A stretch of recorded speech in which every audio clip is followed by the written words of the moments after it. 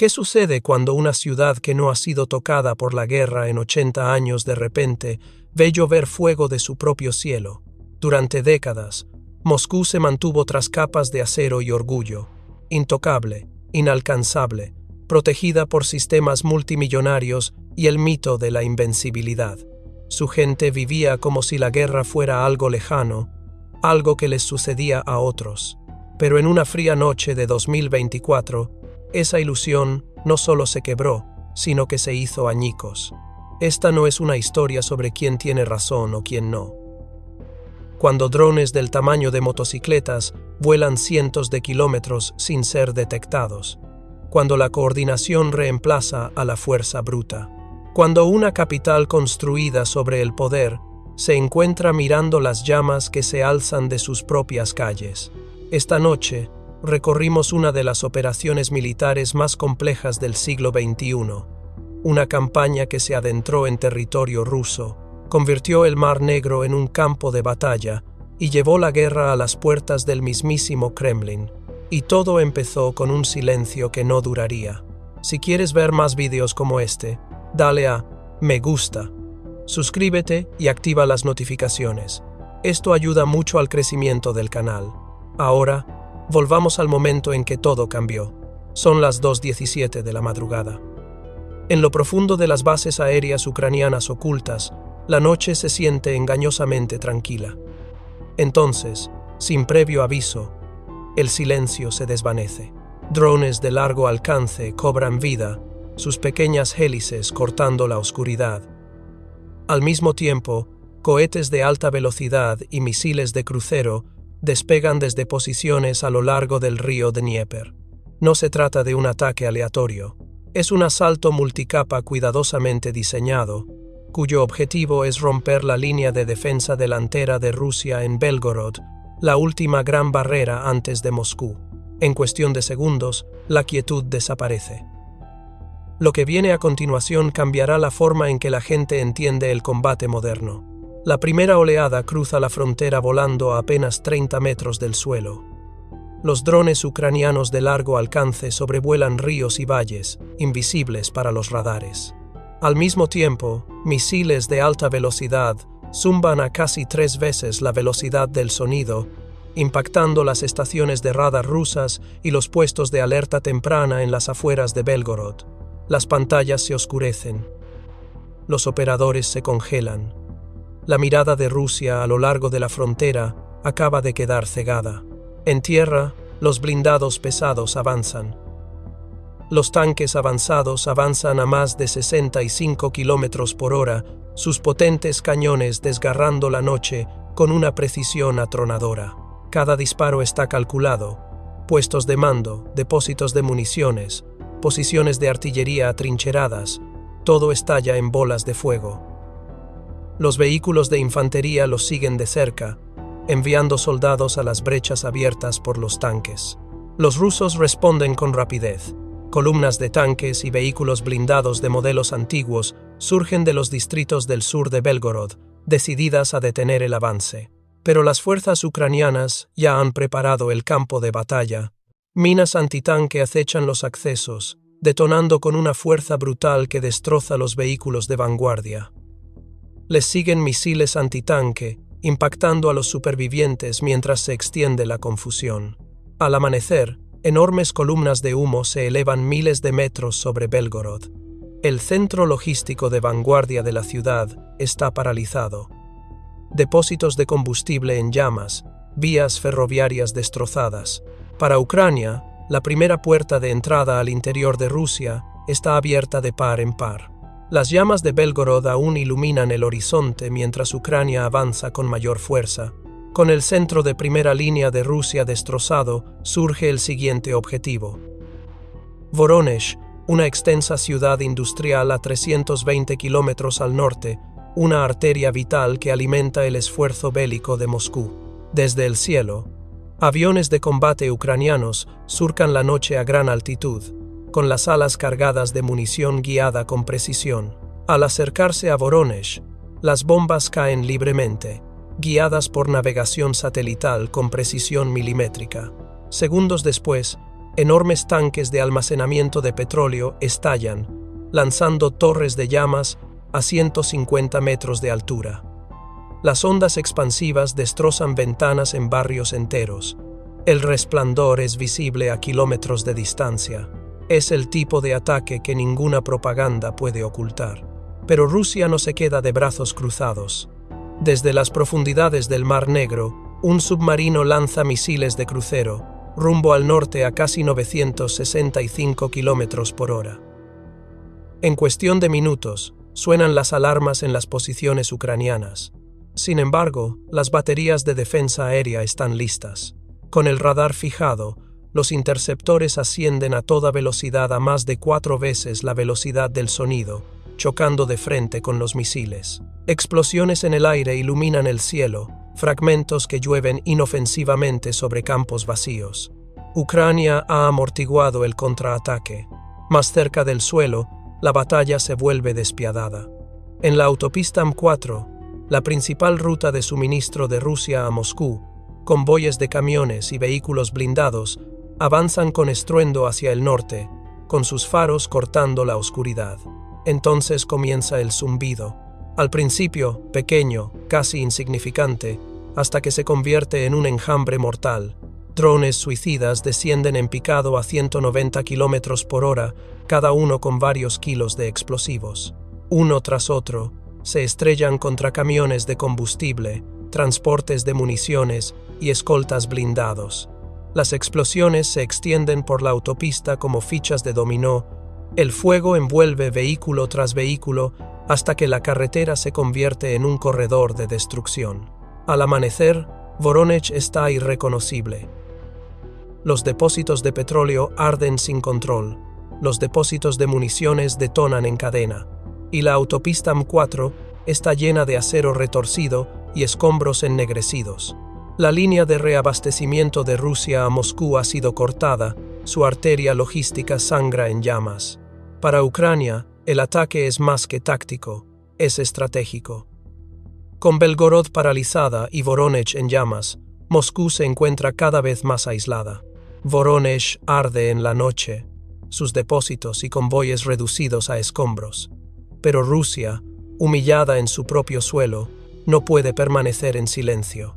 El Kremlin ordena una respuesta, esta vez no desde los cielos de Moscú, sino desde las profundidades del Mar Negro.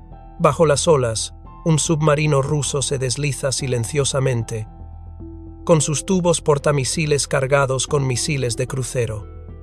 A las 3:42 a.m., las escotillas se abren de golpe, uno tras otro. Los misiles irrumpen en la noche. Sus propulsores se encienden con colas incendiarias mientras se dirigen al norte, hacia Kiev, volando a una velocidad casi inferior a la del sonido. Cada uno lleva una ojiva de 450 kilos diseñada para destrozar centros de mando e infraestructuras críticas. El Kremlin espera conmoción y terror. En cambio, los misiles se topan con una férrea determinación. Las pantallas de radar dentro de Ucrania se iluminan. Las baterías de defensa aérea, ya en alerta, lanzan interceptores al cielo a más de 4 veces la velocidad del sonido, sus estelas cortando la oscuridad. En cuestión de segundos, las primeras intercepciones iluminan la noche sobre Kiev. Destellos cegadores seguidos de una lluvia de escombros. De las docenas de misiles disparados, la mayoría son destruidos en el aire, y sus fragmentos caen inofensivamente sobre campos vacíos. El mensaje es claro, el escudo de Ucrania resiste, pero Rusia no ha terminado. Desde la superficie del Mar Negro, fragatas lanzan misiles supersónicos, cada uno surcando el agua a casi 4.300 kilómetros por hora. Su baja trayectoria los hace más difíciles de atrapar, acercándose sigilosamente a la infraestructura costera ucraniana. Sin embargo, Ucrania también se ha preparado para este frente. Mientras los misiles se adentran en el interior, el propio mar contraataca. Desde puertos ocultos y bahías camufladas, Ucrania despliega sus drones navales. Naves de ataque rápido, de baja altura y cargadas con explosivos, que se deslizan a escasos metros sobre las olas.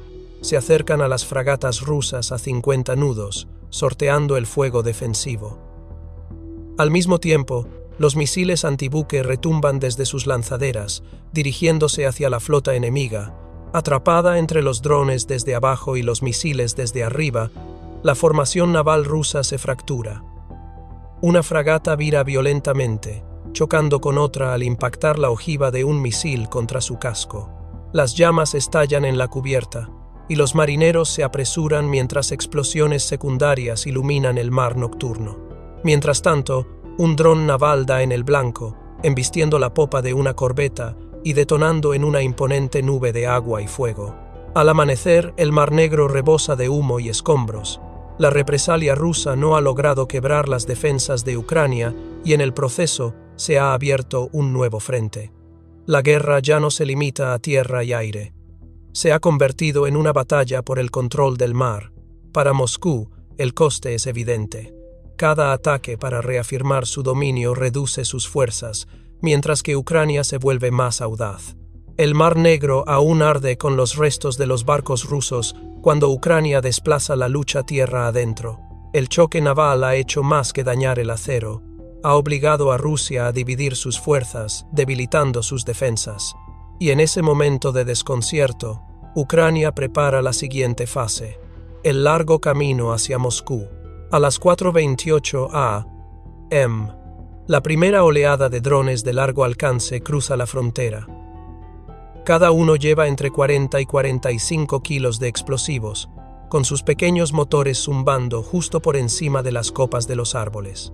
Volando a apenas 60 metros, bordean valles fluviales, trazan los contornos de los bosques y siguen caminos como sombras. Las estaciones de radar barren el cielo, pero los drones son fantasmas, demasiado bajos, demasiado lentos, demasiado silenciosos para ser registrados.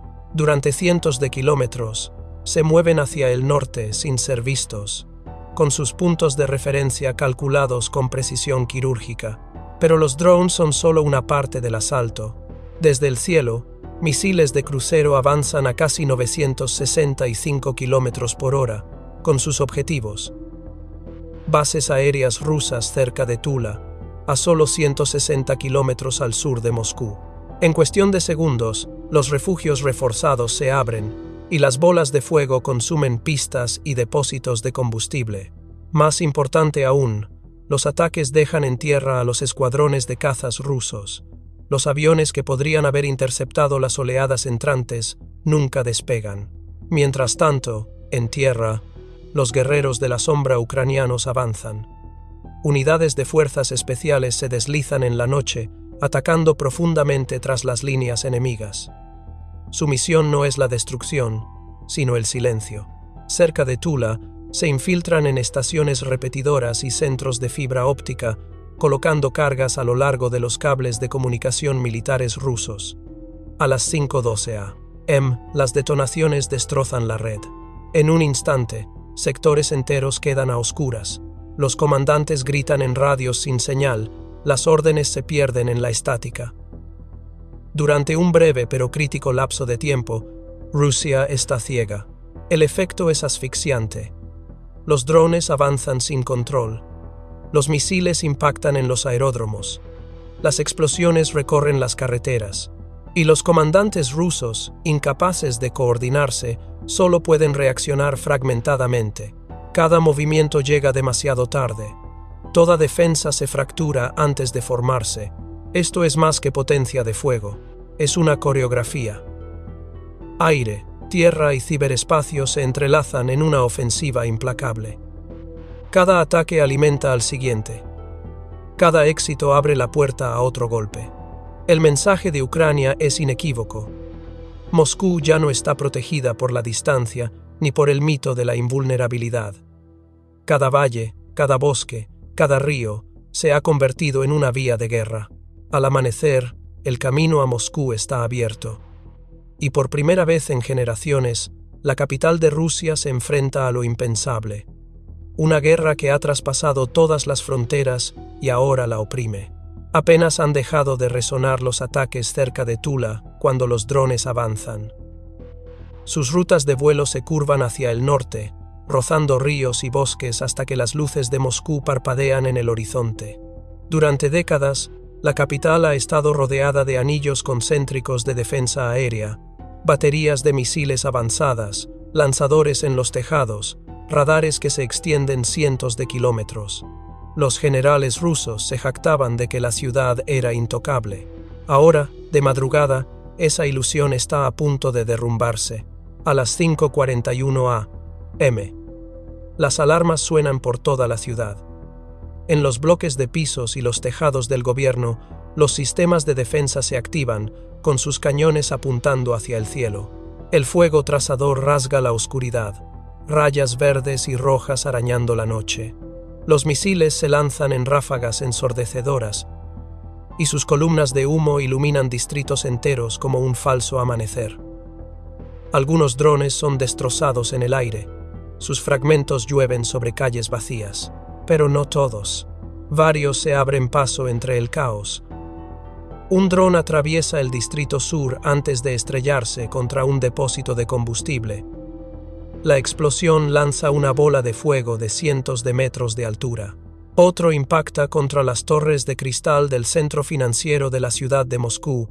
Fragmentos de vidrio caen en cascada como lluvia brillante, mientras el humo se eleva hacia un horizonte que antes se creía inexpugnable.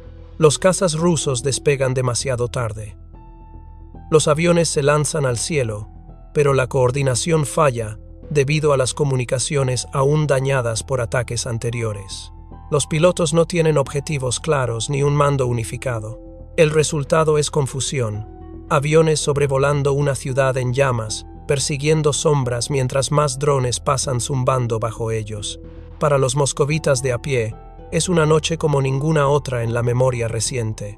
La gente sale a los balcones, con el teléfono en la mano, grabando las ráfagas de fuego y las detonaciones. El pánico se extiende por los barrios mientras las sirenas aúllan y las carreteras se atascan. Por primera vez desde la Segunda Guerra Mundial, Moscú está bajo ataque directo, y sus residentes miran hacia arriba con incredulidad mientras la guerra se desata sobre sus propios tejados. El humo aún se eleva sobre el horizonte de Moscú cuando estalla el campo de batalla digital. En cuestión de minutos, videos de bolas de fuego y fuego trazador inundan las redes sociales. Los balcones de los apartamentos se han convertido en puestos de observación, donde los ciudadanos graban el cielo nocturno en llamas sobre su propia ciudad. La afirmación inicial del Kremlin de que todos los drones fueron destruidos se derrumba instantáneamente bajo el peso de las imágenes virales que muestran torres en llamas y cristales rotos. Para la élite rusa, la conmoción es aún mayor. Quienes alguna vez creyeron. A las 3:47 a.m. En las afueras del óblast de Donetsk, el aire es frío y húmedo, adhiriéndose a los campos como una segunda piel. Sin previo aviso, un batallón blindado ruso, más de 60 tanques de batalla principales, respaldados por camiones de combustible y vehículos de mando, sale de una zona de preparación avanzada, en dirección a un sector defensivo ucraniano escasamente defendido. Su ruta atraviesa tierras de cultivo abiertas, interrumpidas solo por dispersos árboles. No se trata de un simple avance. Es un avance del tamaño de un regimiento para cortar una ruta de suministro clave. En segundos, la calma se rompería, y lo que sigue se convierte en una lección de guerra moderna, escrita con fuego, acero y la mirada imperturbable de los drones de combate. Bajo capas de hormigón armado y acero, en un puesto de mando subterráneo con poca luz, el aire es tenso y estático. Las pantallas parpadean con imágenes satelitales recientes y transmisiones en vivo de drones de las unidades de reconocimiento avanzadas. Los informes son inconfundibles. El batallón blindado ruso está a menos de 19 kilómetros de romper la delgada línea defensiva del sector. El general al mando del Frente Sur no duda. Su voz corta la sala como una cuchilla. Intercepten ahora, no les den tiempo a atrincherarse. En cuestión de minutos, se pone en marcha un plan de batalla multifase. Primero, drones de reconocimiento de gran altitud mantienen una visión constante de la columna, marcando objetivos e identificando puntos débiles en la formación. Luego, oleadas de municiones merodeadoras, drones kamikaze de precisión, encabezan el asalto, impactando contra los tanques de vanguardia y los transportadores de combustible para romper el impulso. Después vienen las minas voladoras, pequeños cuadricópteros armados con cargas huecas, encargados de desactivar orugas e inmovilizar blindados atrapados en cuellos de botella. Mientras el caos se extiende por la columna, los equipos de asalto en motocicleta avanzan a toda velocidad, sorteando vehículos parados, atacando a las tripulaciones expuestas y tomando el control de las máquinas abandonadas. Finalmente, unidades de infantería se acercan desde múltiples vectores, cortando las rutas de escape y estrechando el cerco alrededor de las fuerzas rusas restantes. Es un plan diseñado para la velocidad, la precisión y el impacto psicológico, y cada segundo de preparación acerca a los ucranianos a desatarla. El campo de batalla está a punto de transformarse de tierras de cultivo a un campo de batalla controlado completamente desde el cielo. A las 4:05 a.m., el plan, ultimado en el puesto de mando subterráneo menos de 20 minutos antes, cobra vida. Desde dos vectores de aproximación diferentes, uno desde el noreste y el otro desde el sur, un par de drones de ataque planean silenciosamente en la oscuridad previa al amanecer.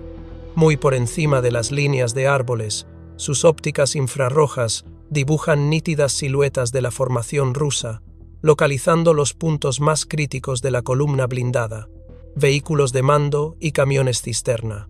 Los drones lanzan su primera salva, municiones guiadas por láser que impactan con precisión quirúrgica.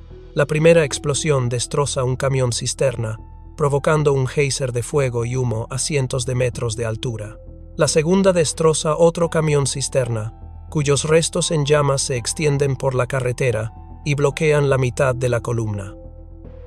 Un vehículo de comando móvil recibe un impacto directo y su mástil de radio se pliega sobre sí mismo como una torre que se derrumba. Casi simultáneamente, una oleada de municiones merodeadoras pequeñas, ágiles y casi invisibles contra el horizonte, desciende sobre el convoy desde el flanco opuesto. Se lanzan directamente a sus objetivos: 2 transportes de combustible más y un vehículo de comunicaciones auxiliar. En menos de 2 minutos, 4 camiones cisterna y un vehículo de comunicaciones clave no son más que cáscaras retorcidas y en llamas. El efecto es inmediato y devastador. Sin reabastecimiento de combustible, los tanques no pueden avanzar mucho. Sin comunicaciones fiables, su coordinación colapsa. Los operadores rusos se apresuran a restablecer el contacto, pero el efecto de interferencia del equipo en llamas y las señales fragmentadas los deja desorganizados. El avance del batallón se detiene en seco. Decenas de tanques y vehículos blindados de transporte de personal se encuentran ahora expuestos en medio de tierras de cultivo abiertas, con los motores al ralentí y las tripulaciones escrutando nerviosamente las amenazas que aún no pueden ver. La otrora formidable columna se ha transformado en un objetivo estacionario y vulnerable, una serpiente de acero congelada en su lugar. Desde la perspectiva ucraniana, todo es exactamente como estaba planeado. La primera fase ha finalizado. El impulso se ha roto. El mando se ha interrumpido. Las líneas de combustible se han cortado. El campo de batalla se ha inclinado a su favor. Y las siguientes oleadas de la operación Minas Volantes, equipos de asalto rápido y cerco de infantería, ya están tomando posiciones. Los rusos aún no lo saben. El camión de combustible en llamas aún lanza densas columnas negras a cientos de metros de altura cuando los comandantes rusos intentan salvar la situación. Al darse cuenta de que su columna blindada está varada en terreno abierto, ordenan a la artillería autopropulsada que avance para proporcionar fuego de cobertura y despejar el camino. 2 enormes obuses comienzan a avanzar pesadamente desde la retaguardia, con sus tripulaciones esperando suprimir cualquier posición ucraniana antes de que la emboscada se intensifique. Pero los ucranianos ya habían anticipado este movimiento. Desde posiciones ocultas a casi 6 kilómetros de distancia, un enjambre de drones de ataque sobrevuela los campos. Guiados por transmisiones de vídeo en directo y volando con precisión milimétrica, se lanzan directamente contra las piezas de artillería expuestas. El primer impacto detona un depósito de munición completo dentro del obús líder, lanzando su torreta hacia el cielo en una lluvia de fuego y acero. Segundos después, el segundo obús estalla en una bola de fuego hirviente, sin que su tripulación haya disparado un solo tiro. Con el apoyo de artillería ruso neutralizado, Ucrania pasa a la segunda fase. Equipos de asalto blindados de rápido movimiento, ligeramente equipados para la velocidad, avanzan a toda velocidad desde extremos opuestos de la columna. Su objetivo es claro: cerrar las rutas de escape del convoy. En cuestión de minutos, los vehículos blindados ucranianos bloquean las salidas norte y sur, acorralando a los rusos en una estrecha zona de apenas 900 metros de largo.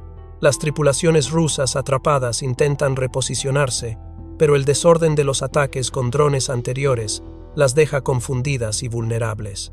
Los artilleros ucranianos, posicionados en líneas de árboles ocultas, abren fuego con misiles guiados antitanque y morteros de precisión. Cada ataque es metódico, apuntando a los vehículos que intentan maniobrar o pivotar sus torretas hacia los flancos. El efecto es asfixiante. Varios tanques lanzan orugas al intentar dar marcha atrás sobre terreno irregular, inmovilizándose. Otros, temiendo un impacto directo, son abandonados por sus tripulaciones que huyen a pie hacia setos lejanos. La vanguardia blindada, antes organizada, se ha convertido en focos dispersos de resistencia, cada uno aislado e incapaz de coordinarse. Al final de la segunda fase, el convoy ya no representa una amenaza. Es un conjunto de máquinas varadas y desmoralizadas. Los rusos han perdido su cobertura de artillería, su movilidad y su capacidad para romper el contacto. Para Ucrania, la zona de aniquilación está totalmente establecida, y el escenario está listo para la incursión nocturna que despojará a los rusos tanto de su blindaje como de su voluntad de luchar. La serpiente de acero está acorralada, y su cabeza está a punto de ser decapitada. La noche cae sobre la zona de aniquilación como un sudario. Las últimas brasas de los vehículos rusos en llamas proyectan un tenue resplandor naranja sobre los campos abiertos. Para entonces, el batallón atrapado está aislado. El apoyo de artillería ha desaparecido y las rutas de escape están selladas. Es entonces cuando las unidades de operaciones especiales ucranianas avanzan para el ataque decisivo. Acercándose en un apagón total, los operadores avanzan en pequeños equipos de fuego, serpenteando entre setos y zanjas de drenaje poco profundas para mantenerse ocultos. Cada uno lleva dispositivos de interferencia compactos configurados para interrumpir y cegar los sistemas de cámaras infrarrojas montados en tanques y vehículos blindados rusos. A los pocos segundos de activarse, las señales de puntería de los sistemas ópticos rusos se apagan, dejando a sus artilleros prácticamente ciegos en la noche sin luna. La confusión se extiende rápidamente por la columna varada. Las tripulaciones de los tanques escudriñan el vacío, incapaces de detectar movimiento a más de unos pocos metros. Algunos comienzan a disparar sin control en la oscuridad, desperdiciando munición valiosa. Otros toman la decisión instantánea de abandonar sus máquinas por completo. Es entonces cuando los ucranianos atacan. Utilizando armas con silenciador y miras térmicas, despejan vehículo tras vehículo con una eficiencia despiadada. Quienes se resisten son inmovilizados. Quienes se rinden son desarmados y escoltados bajo vigilancia. Varios soldados rusos simplemente corren hacia el sur, hacia la distante línea de árboles, con la esperanza de escapar en la oscuridad. A las 2:30 am, la magnitud de la captura es asombrosa. 20 tanques de batalla principales, capturados intactos.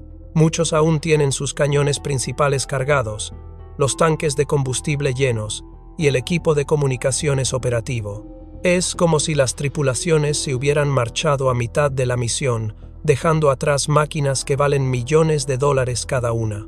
Los ingenieros ucranianos y los equipos de recuperación entran en acción casi de inmediato, al amparo de la oscuridad. Comienzan a remolcar los blindados capturados hacia líneas aliadas. Algunos de los tanques más operativos son expulsados por soldados ucranianos que se han entrenado con los mismos modelos anteriormente en la guerra. La incursión nocturna termina en menos de 2 horas. Lo que queda en el campo son restos humeantes, armas desechadas y la inconfundible ausencia de la punta de lanza blindada rusa.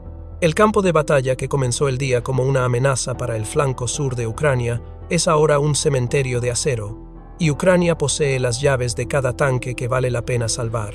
Al amanecer, la incursión nocturna ha dejado a la otrora formidable columna rusa destrozada y en silencio. Con la tenue luz inicial, llegan los equipos de recuperación ucranianos, con sus vehículos blindados de remolque y plataformas retumbando sobre los campos asolados. Uno a uno, los tanques capturados, aún relucientes por el rocío y manchados de hollín, son enganchados y transportados hacia áreas de preparación seguras tras las líneas. Para las máquinas más intactas, no hay tiempo que perder. Las tripulaciones de los tanques ucranianos, muchas ya entrenadas en plataformas de modelos antiguos, suben a los asientos del conductor, aún calientes. Los motores rugen de nuevo y las columnas de blindados liberados emprenden el viaje de 19 kilómetros hacia territorio amigo por sus propios medios. En los depósitos de avanzada, los ingenieros y mecánicos militares trabajan en equipos compactos y eficientes. Cada tanque se somete a una inspección rápida. Se verifica el rendimiento del motor, el almacenamiento de munición y los daños en la óptica o el blindaje. La primera tarea siempre es la misma: retirar las marcas rusas y pintar nuevas insignias ucranianas. A continuación, se revisan las comunicaciones, reemplazando o reprogramando las radios para que se integren con las redes de mando ucranianas. Algunos de los tanques en mejores condiciones se destinan a un redespliegue inmediato. En cuestión de horas, algunos ya están en camino para reforzar sectores activos en el frente. Una recuperación tan rápida que difumina la línea entre botín de guerra y activos de combate. Pero los vehículos llevan más que potencia de fuego. Dentro de los compartimentos, los equipos de inteligencia ucranianos descubren un tesoro de material sensible: dispositivos de cifrado, mapas detallados del campo de batalla y datos de radiofrecuencia aún cargados en los sistemas de a bordo. Estos se envían rápidamente a centros de análisis seguros, donde los expertos en señales comienzan a analizarlos en busca de pistas sobre la disposición de las unidades rusas, los protocolos de mando y los movimientos planificados. En términos de valor de inteligencia bruta, es el tipo de premio gordo que ningún satélite podría comprar. A media mañana, el campo donde se detuvo la punta de lanza rusa está vacío, salvo por cascos calcinados y escombros dispersos. El verdadero premio ya está en movimiento, ya sea en la parte trasera de una plataforma ucraniana o retumbando bajo sus propias orugas hacia nuevas misiones. Lo que comenzó la noche anterior como una incursión de alto riesgo ha terminado en una de las conversiones más eficientes de la guerra en el campo de batalla: convertir el acero enemigo en fuerza ucraniana y su propia tecnología en armas que podrían, y pronto lo harían, usarse contra ellos. El impacto de la operación se siente mucho más allá del campo de concentración donde una vez estuvo la columna rusa. Tácticamente, Ucrania ha ofrecido una demostración magistral de guerra multifase, integrando reconocimiento con drones, ataques de precisión, incursiones de fuerzas especiales y rápida explotación de blindados en una secuencia fluida. Lo que comenzó como un convoy disperso de más de 60 tanques rusos ha sido sistemáticamente desmantelado, aislado y transformado en un recurso para el mismo ejército que pretendía destruir. Psicológicamente, el golpe para las fuerzas rusas es profundo. Las noticias corren velozmente entre las filas. Tripulaciones enteras de tanques han huido, sus vehículos ahora en manos ucranianas, algunos ya redistribuidos a frentes activos. Para los soldados rusos, la comprensión de que sus propias armas pueden volverse contra ellos en cuestión de días erosiona cualquier sensación de seguridad restante. La confianza en su capacidad para proteger activos de alto valor, tanques, artillería, vehículos de mando, se tambalea profundamente. En el frente informativo, Ucrania se apropia de la narrativa con la misma eficacia con la que se apropió de los blindados. Imágenes de tanques rusos capturados, recién pintados con banderas ucranianas, inundan las redes sociales y los medios de comunicación internacionales. El simbolismo es innegable. Rusia, de hecho, se ha convertido en uno de los mayores proveedores de tanques de Ucrania. Lo que podría haber sido una simple victoria en el campo de batalla, se convierte en un triunfo estratégico de relaciones públicas, reforzando la imagen de Ucrania como ingeniosa, adaptable e implacable. Es un mensaje transmitido al mundo y una advertencia aún más contundente para Moscú. En menos de 48 horas, Ucrania se ha apoderado de 50 tanques de batalla principales rusos, desmantelando todo un avance blindado y cambiando el rumbo del combate en el Oblast de Donetsk. Lo que comenzó como un avance potencial para las fuerzas rusas termina en un revés total que deja a Ucrania no solo con valioso material, sino también con una renovada ventaja en el campo de batalla. Estratégicamente, la pérdida es devastadora para Moscú. Un elemento de asalto completo ha sido eliminado del orden de batalla, obligando a los estrategas rusos a replantear las operaciones en todo el sector. El daño a la reputación es igualmente grave. Imágenes de tanques abandonados, capturados y repintados, socavan años de postura militar. La victoria plantea una pregunta más aguda, tanto táctica como psicológica. ¿Está algún convoy ruso realmente a salvo de este estilo de guerra? Y si no, ¿cuánto tiempo puede Moscú permitirse dejar esta vulnerabilidad sin abordar antes de que se convierta en una pesadilla recurrente? La lección es clara. En la guerra moderna, la velocidad, la coordinación por capas y la inteligencia en tiempo real pueden neutralizar incluso las formaciones blindadas más pesadas más rápido que cualquier sistema de armas individual. La fusión ucraniana de reconocimiento con drones, incursiones de fuerzas especiales y explotación mecanizada ha convertido la agilidad bruta en poder decisivo. Con las primeras luces del amanecer extendiéndose por el horizonte, columnas de humo negro se elevan hacia el cielo gris. A través de la neblina, los soldados ucranianos guían al personal capturado lejos de los escombros. Una victoria que se mide no solo en el acero capturado, sino en la humanidad preservada entre el fuego y la ruina. De Belgorod a Moscú, del Mar Negro a los campos de Donetsk, esta campaña ha reescrito las reglas. Se ha demostrado que en el siglo XXI, la guerra ya no se trata de quién tiene más tanques o el ejército más numeroso. Se trata de quién puede adaptarse más rápido, pensar con más inteligencia y atacar donde más duele. Y en esa fría mañana, mientras el sol salía sobre un campo de batalla transformado, una verdad se hizo innegable. El mito de la invencibilidad es solo eso, un mito. Y los mitos, por muy profundamente creídos que estén, pueden quemar.